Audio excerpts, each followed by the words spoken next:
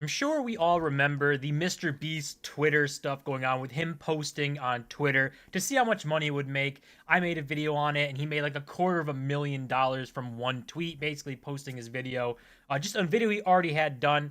And I remember saying during that it seemed a little bit artificial, just because this video, it was a huge deal. Like everyone was talking about it. Twitter seemed to be pushing his tweet like no tomorrow.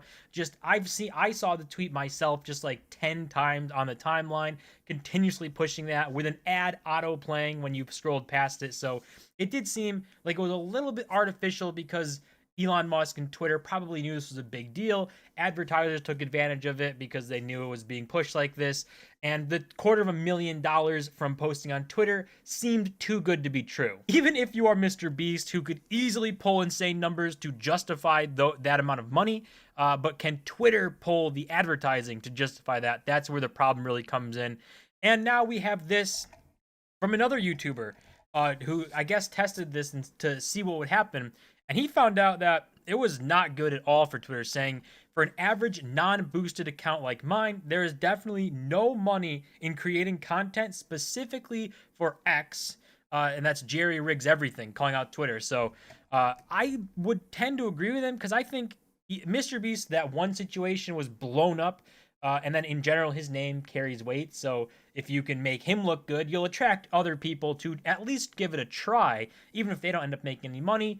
Twitter gets some sort of users from that and some activity, and maybe some people stick and try it out. So, but he showed here, this is talked about Mr. Beast and his tweet here for the $250,000 made for the advertising. I forget how many views the thing had. It was hundreds of millions of impressions, which Twitter seems to care about impressions for some reason instead of views.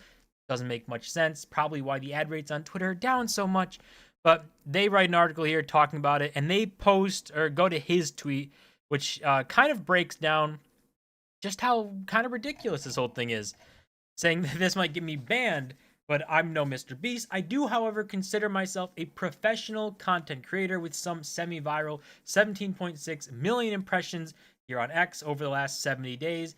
With all those impressions, X has paid me about $2 a day to post here, $187 in total. So as we can see from this stuff, I mean, he posts his pay things, $53 for these periods, 50, 20, whatever. But a little bit of a thing I would kind of point out, I didn't super dig into this, but we can look at his impressions, and it's 17 million, but it's a tweet here and, just a bunch of tweets, which I would assume pay less. So give Twitter the benefit of the doubt.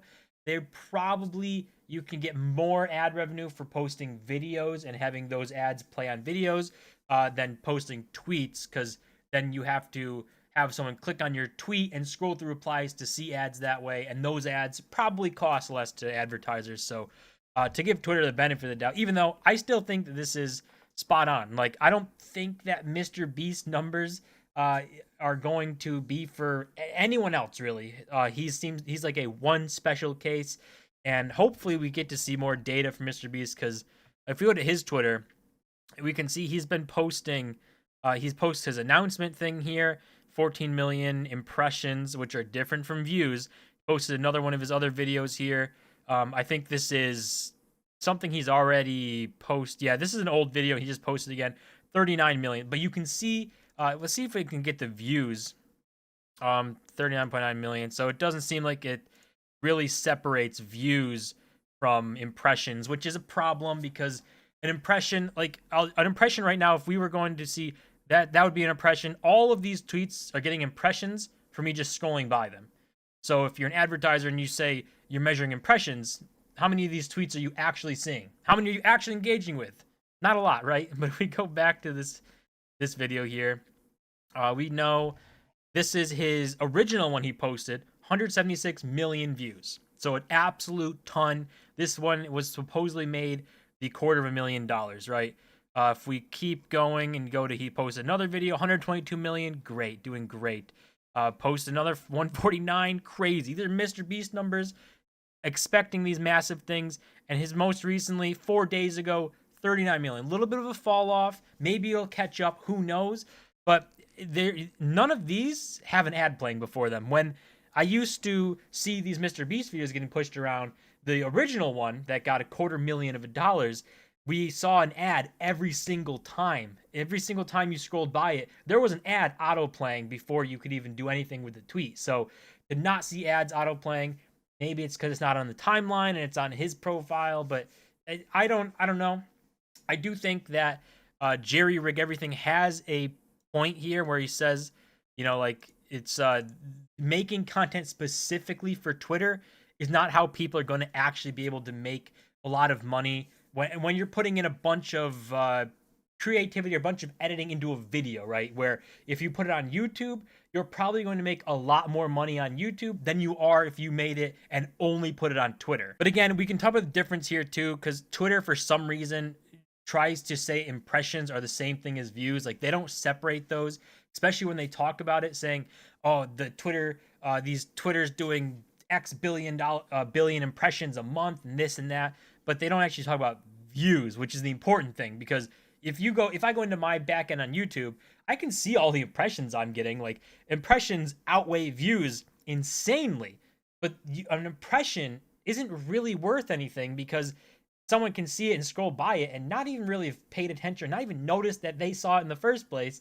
and it counts as an impression. So if you can get them to engage with it and count it as a view, that's a lot more meaningful and worth a lot more than someone just getting an impression. But also for this, if we say, obviously he said $187 he made off 7.6 million impressions, and he is considering impressions and views the same thing because he says that Elon Musk and Twitter assume that they are the same thing, or when they talk, they kind of talk like they're the same thing, comparing YouTube and Twitter.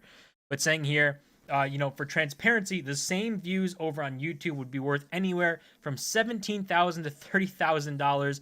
Not apples to apples. Obviously, X is definitely a fun place to shoot the breeze, but for an average non-boosted account like mine, there's definitely no money in creating content specifically for X to make more money selling lemonade on the street corner in winter. I would tend to agree with most of everything that he's saying here. I don't think that Twitter is going to be viable for basically anyone who's not a pretty big name already, especially if you're only tweeting things. If you're making videos, maybe you can bump the ad revenue up a little bit, but if it's specific for Twitter, it's probably not going to be worth it. It might cost more to make that video than you get in ad revenue, which is a problem, right?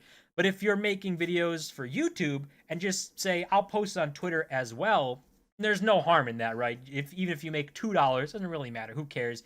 It's not the main thing, but doing specific Twitter content, I don't think is going to work out. Maybe in the short term, maybe, right now, if Twitter is trying to push this really hard and get people on board, they might overpay, right? That happened with YouTube in the early days, happened with Twitch in the early days. They overpaid. People were able to make tons of money, not really even doing too much, just because they were trying to get users, trying to get people to accept the platform. And then once they had control and people are on this platform and enjoying it and kind of stuck there, they can lower it down a little bit and actually, not go insane. But early days of YouTube, CPMs were ridiculous. Right now, CPMs nowhere near as high, right? Early days in Twitch, again, same kind of thing. They had better sub splits. They made more money from the ads being pushed and stuff. And now, not the same story. So that might be how Twitter plays out. Being in the beginning, trying to get more users and more people to come on board and make content here. Then they'll just pay and pay and pay and pay just to get people on board, and then cut back as more people are already here. But I would really like to see Mr. Beast post the numbers and the money made from his the videos that he's making or he's putting on there now, right? Because he's not really making a big deal about it, not kind of pushing it all there. I'm not seeing it being pushed all over Twitter, even though he's still getting 100 million impressions plus per post here. So maybe, it's the same thing. Maybe Twitter is completely viable and this posting videos and stuff can make you enough money. I would love to see Mr. Beast post his recent posts that haven't been exploded in the media and haven't been constantly talked about, to see if they stack up the same as this original one that he made $250,000 from. And as for Jerry Rigs Everything, saying 17.6 million impressions, getting him $2 a day, I do think you have to say that they're not video impressions. So comparing it to Mr. Beast, which is a video, and his, which I think are just mostly tweets, not really videos, Those are different types of impressions, maybe different types of ad revenue split and stuff there. So can give a little bit of benefit doubt to Twitter, but at the end of the day, I do think that YouTube has a better ad network, just a better experience and a better way to monetize than Twitter does right now. Long term too, I don't think Twitter's gonna be able to really find it out. They've had drama with having fake users and this like fake impression stuff being massively high. So maybe they turn around. Maybe one day YouTube and Twitter are competing, and I wouldn't ask for anything else. I want that to happen. More competition is better.